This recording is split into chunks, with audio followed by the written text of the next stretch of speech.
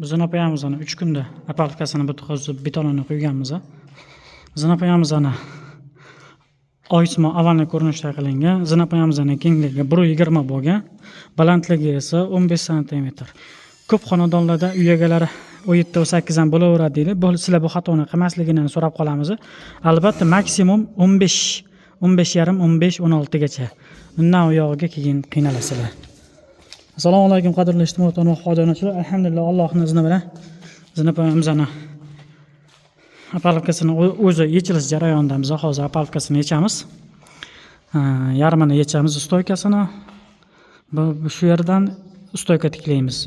Quruq stoykani o'zini tiklaymiz. Apalkasini yana yarmini yechamiz, stoyka tiklab qo'yib, shunday qilib yechib boramiz.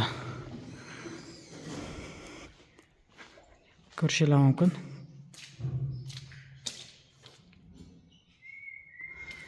Iloji boricha zinapoyani 1.20 dan kattaroq, 1.20 qilinavergan ma'qul bo'ladi. Sababi ertaga perila bo'lganda ham 1.10 sm joy qoladi. E'tiboringiz uchun kattakon rahmat, sog' bo'linglar, salomat bo'linglar. Yaxshilarda ko'rishaylik.